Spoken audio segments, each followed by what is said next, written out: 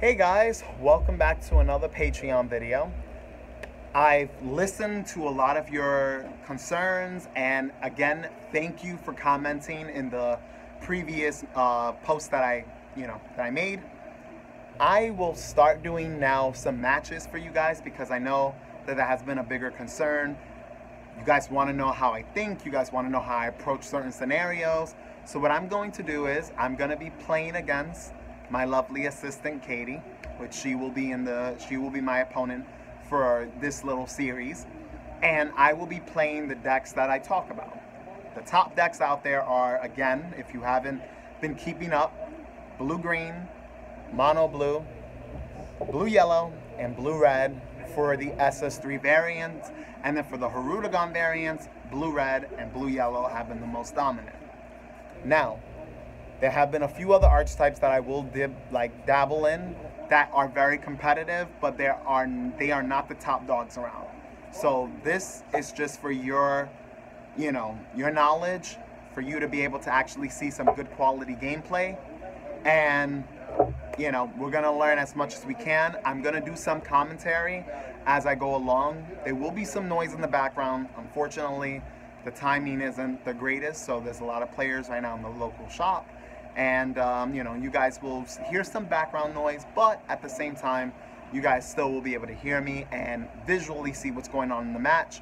If you have any questions, definitely leave them after I post this video up, and we'll continue from there. And I'm gonna actually have better lighting coming soon. I'm gonna buy the umbrella. I'm gonna hook it up a little bit so that you guys can visually see everything, and everything will be a little bit more appealing without having so much glare, because unfortunately I won't be able to cover up the glare as much. I'll minimize it as best as I can, but it's whatever I can do. So we're gonna get to it. Alright guys, so this matchup is gonna be a little bit different. It's actually going to be a SS3 red-blue, which I'm gonna be playing red-blue, against a yellow-blue SS3 deck. So again, you guys are already familiarized with a lot of the top decks, so now you're going to be able to get some actual gameplay of it in a competitive sense.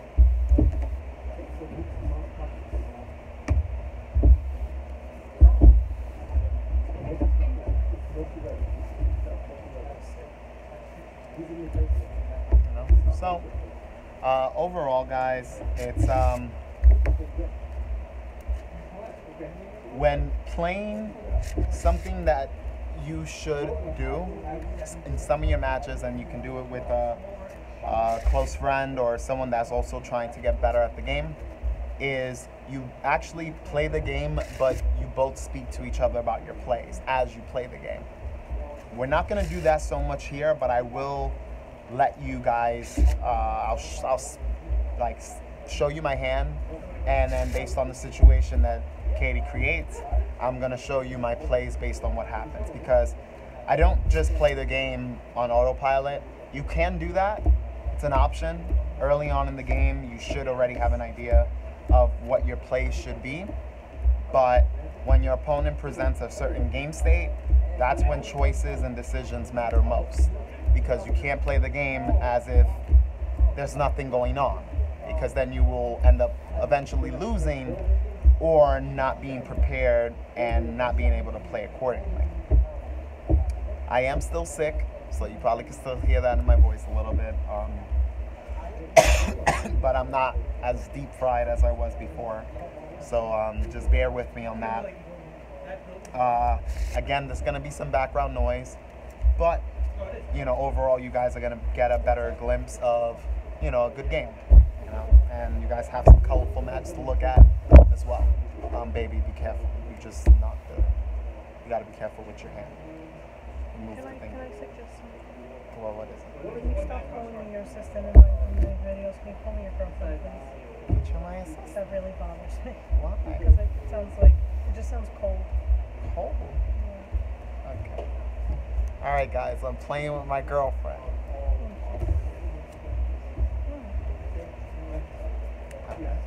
Let's roll.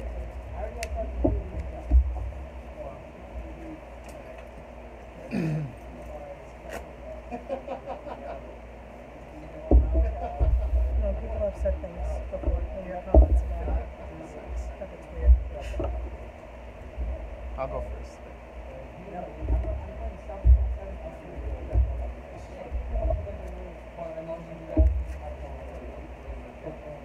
Alright guys, so this is what I got, and I'm going to choose cards accordingly in this matchup of what I will keep.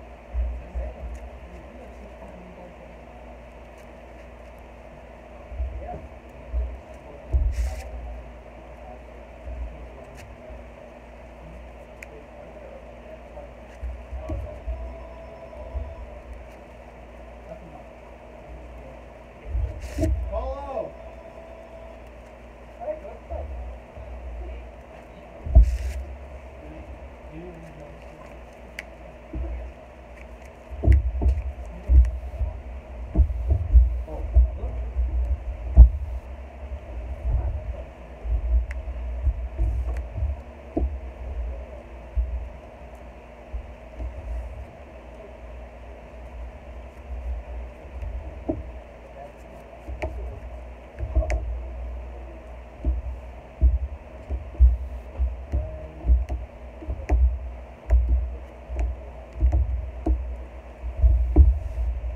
Ready, man?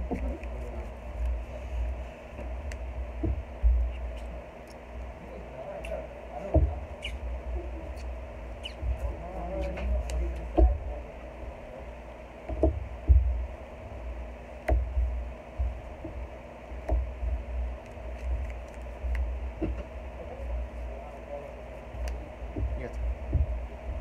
Yes. I put it through.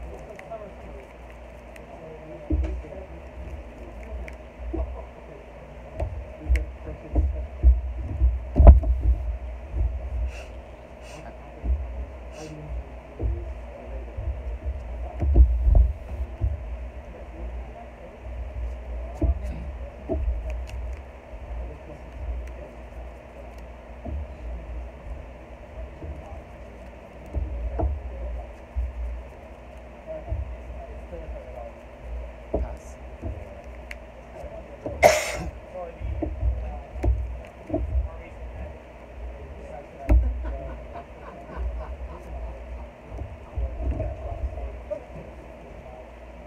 So guys, unfortunately she started off with double blue, so that means that the deck can't really get going right away, but now she has the yellow she needs, so the deck can start going off as she plays the deck, correctly. In my case, you saw me just charge during my turn. I didn't have a play. There's no need to make a play when you know that I had known that my opponent has to awaken me. No response. And if she didn't awaken me and she chose to play very passive, eventually I will just start building up my resources, and then I can start bringing out bigger threats. And then her deck wouldn't work.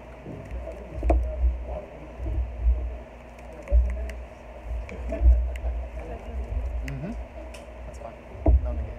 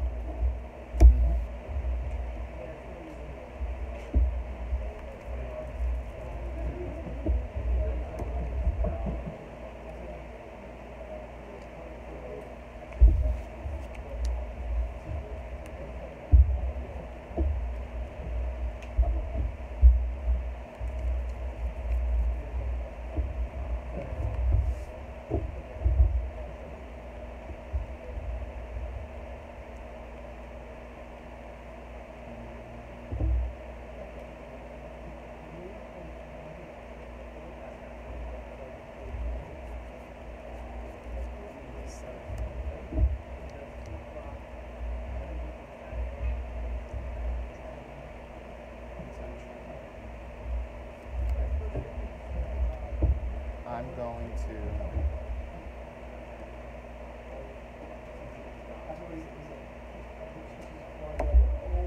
negate that attack.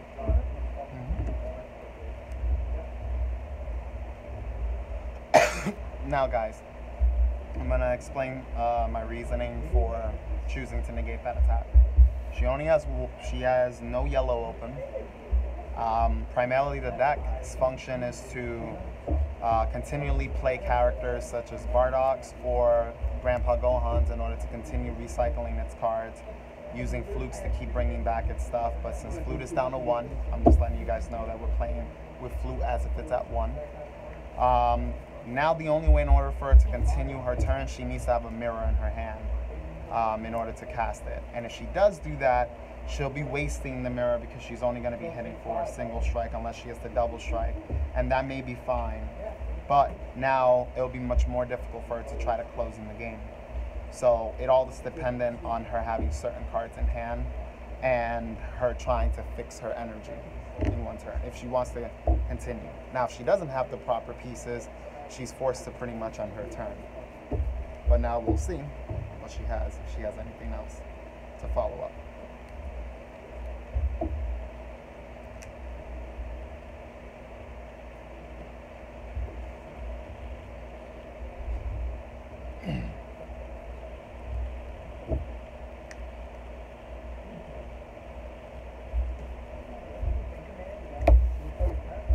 Okay, so she has the mirror, she has to pay energy.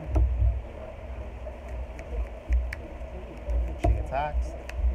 She's going in for quite a high number. By now, 40k, 50k.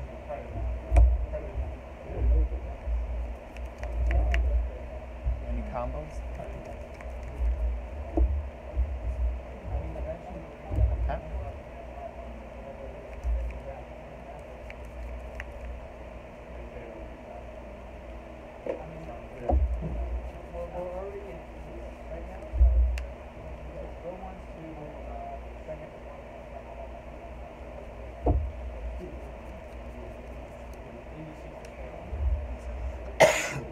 So again, similar to what I just explained earlier, she didn't have the double strike Champa. Had she had the double strike Champa, that could have maybe put a little bit more pressure on me because I would have potentially had to try to guard over that, and that would have been very neg on my end.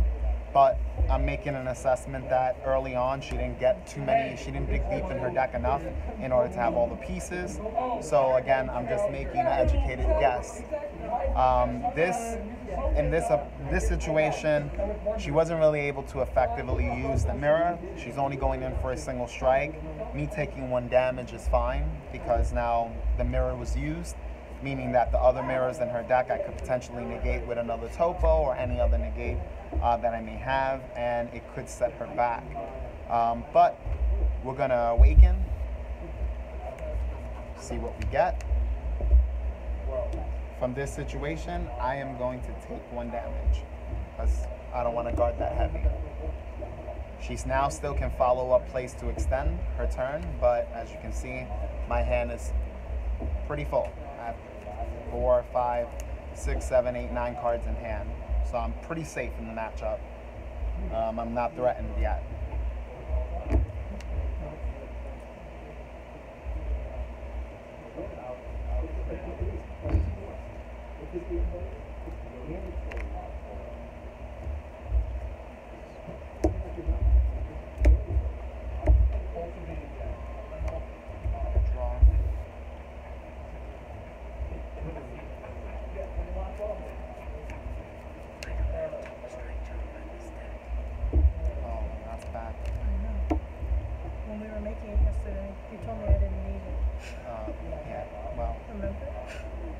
Then I probably wouldn't have made that play just like.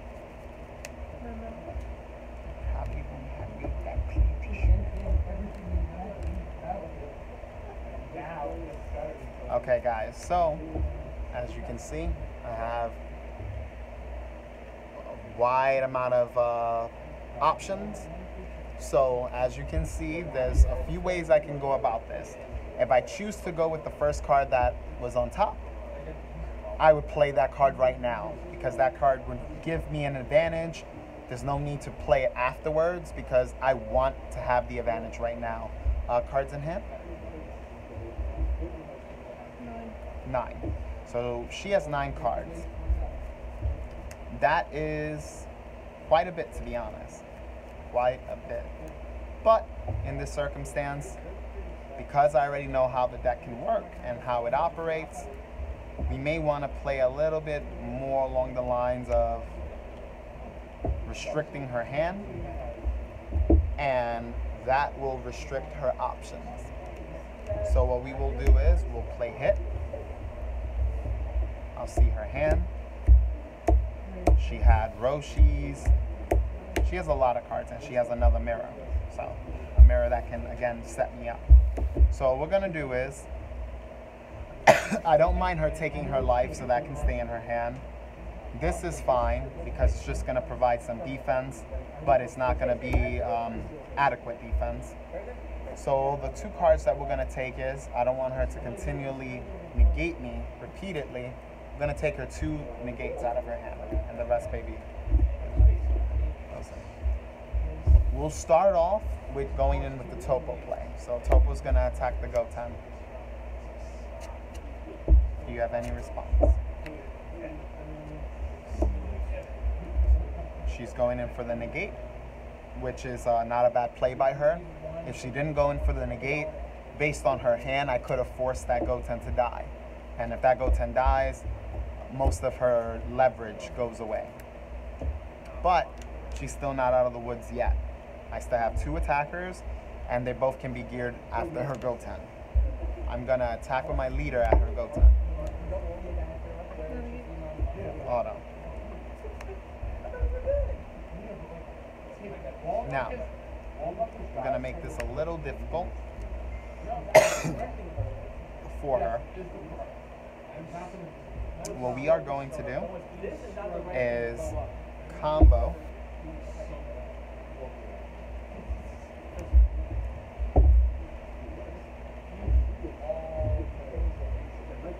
exactly 5K. And this is going to make this game a little harder for her because now she has to combo 15K in order to safely keep her Goten. Now she did it. This makes the game a little easier on my end because she just lost the key card, which is basically the heart of this deck. If you can get rid of your opponent's Goten safely without committing too much effort, you go for it. If not, then you have to play what I call it, the safe. You just have to play safe and worry about surviving more so than hurting your opponent. Get in the attacks while you can. Now I'm attacking with hit towards her leader. No negates.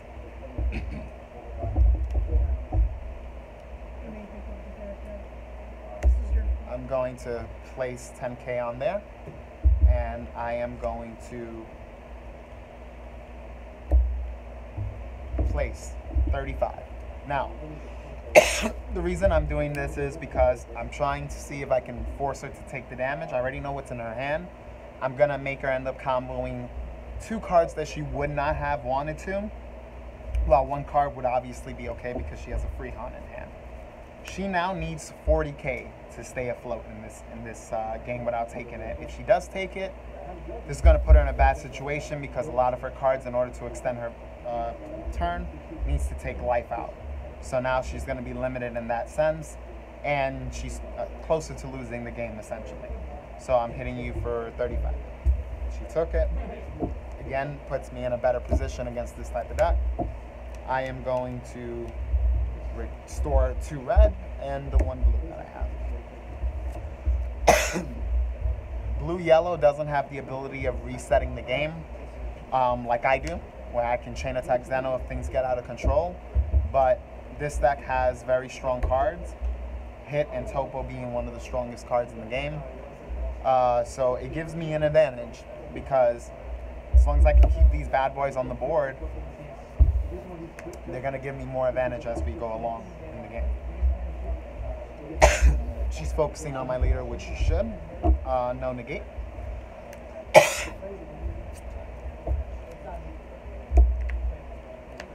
She's starting to put some pressure on me. She's hitting 30. Anything more? Okay. I'm going to definitely guard that.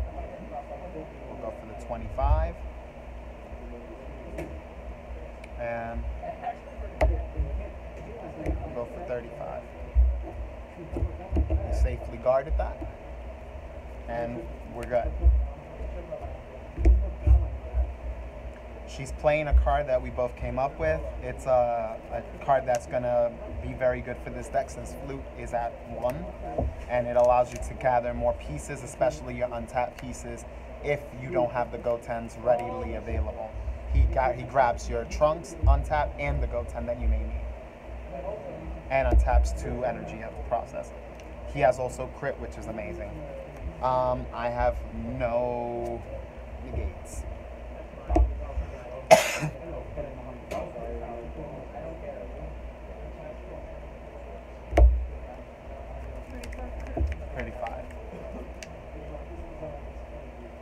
Playing very smart, hitting me for 35.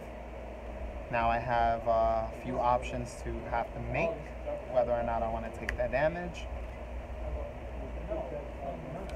Given the circumstance of my hand,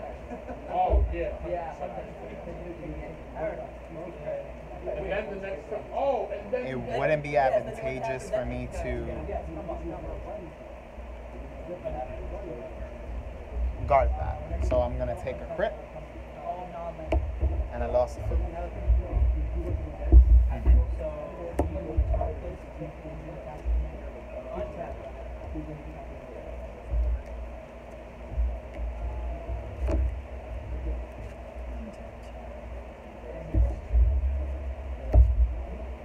So she's untapping 2 yellow, or 1 and 1.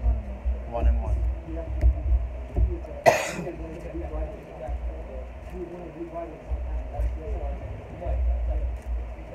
Now her hand was pretty strong. During her turn after I hit her, she obviously was able to, you know, dig a little deep into her deck, and she was able to draw some boosted tacticalos because those weren't quite there when I looked at her hand.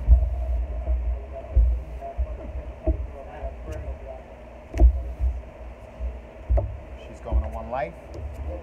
This is dangerous for her because if she doesn't gain me this turn, it may not go well for her.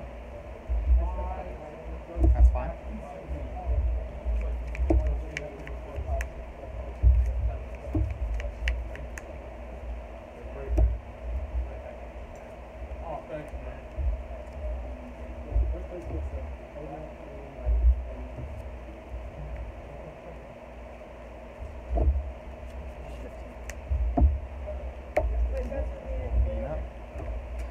I literally just played Sunset Beam. That's hilarious. He literally, someone just called out, just play Sunset Beam and you win, and I just played it. This is too funny. That was too funny. Nothing. No response.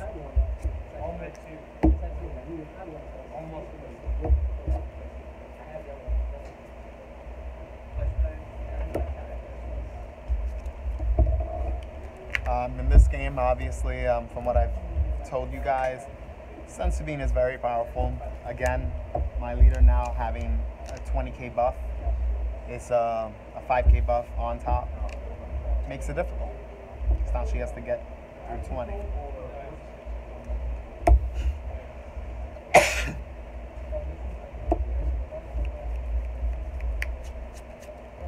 $20?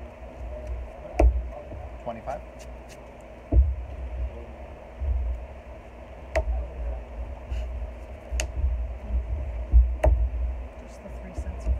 Yeah, so now my leader is at a whopping 30k before we even talk anymore. That's already a 30k now she has to get through in a turn. And she's not. She's hoping that those Master Roshi save her, because if they don't, the game is pretty much over. Now, unfortunately, I do have quite a few things. I don't know if she drew any other actual answers, so we're about to find out if she did. We'll start off with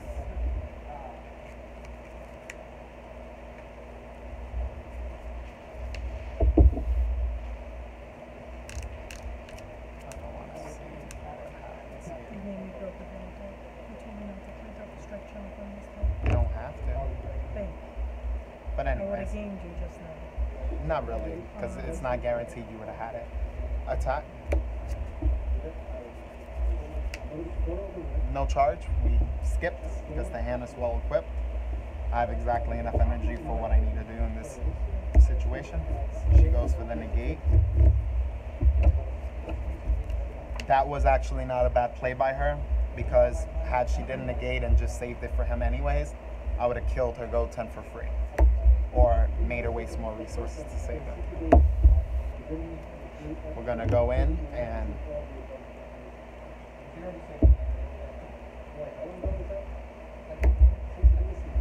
we're gonna chain attack into burst attacks on Gohan. We're gonna go in with the burst attack, attack your leader. And he responds. Auto, draw 2.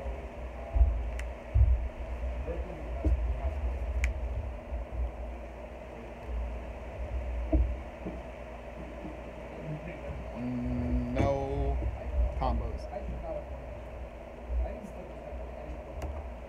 Okay.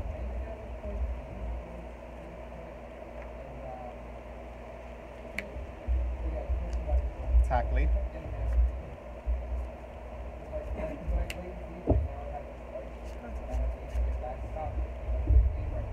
Five.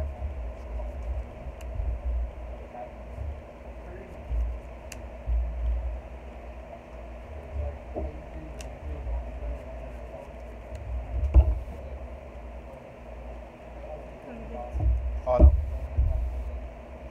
So I have an idea of what she may have in her hand. I'm gonna play based on this. I'm gonna use Unyielding. Unyielding is great in this deck because I appear to be tapped out. I actually have plenty of ways to continue my combo power, and she wouldn't know that. She's just making a calculation based on what she sees in play. I'm gonna boost attack Piccolo here. I'm gonna Unyielding here again. I'm gonna Gohan here. And we're going up for game. And that's it. She made plays based on the circumstance that she was in. There was a few choices that she made that I probably wouldn't have made. One, using the Bardock to go lower in life. But then again, based on the situation, I know she had a Grandpa Gohan. I would have probably used that for the Goten. Outside of that, you know, she played the game well. But again, when you go down to low life, you're susceptible to get gamed, you know. And then the Topo is a very good diversion because Topo is still getting to where I need it to go. You know, Topo gets rid of threats, but at the same token, he also allows me to put pressure on my opponent. So it's like I get rid of the threat and then I'm still able to pressure the leader, which is why Topo is one of the strongest negates in the game. All right, guys, so we just showed you a little test run of blue-yellow versus blue-red. As you saw, how was the game? Baby, talk a little bit about it. If I had been running double strike Trompas, I probably would have gotten game in really early. We're testing the deck right now, so I don't have double strike Chomp in it. Okay, so she doesn't have double strike Champa right now in the deck. Like, as far as you taking life early, what was your thought process on that? Knowing that you don't have the double strike Champa, so you have the single strike. You have to win which single strikes? Honestly, I forgot I didn't have double strike Chomp in the deck. Okay. I'm gonna be honest with you. So when I was doing the commentary, that's when I reminded you that you really didn't have it. You know, and that's something that I was talking about where I said that's something I would have to watch out for. When she swung out with the mirror, if she would have been able to throw a double strike Chomp on there, I would have already been at 2 life earlier. it would have forced me either to guard and lose so many cards early on, which would have forced me to chain attack Zeno right off the rip instead of trying to continue building up my board. Or, again, as she said, she would have been able to try to make a play to try to game me. My hand was relatively strong, but the moment she did say that she didn't have it, I played and I took damage, accordingly, because I already knew that it wouldn't be a way for her to just game me, especially when I was holding 3 Senzu Bean in hand. And as you guys saw, I had a couple of 10Ks available, at my disposal. But overall, I mean, this is my first time playing the deck, so yeah, it's her first time playing the deck. I've never played Blue Yellow. So. Yeah, so it's her first time actually testing it, and it's just a good experience, again, being able to talk about the matches, talk about how your games are progressing and your thought process on your decision making. Hope you guys enjoyed, and I will have another match ready for you guys.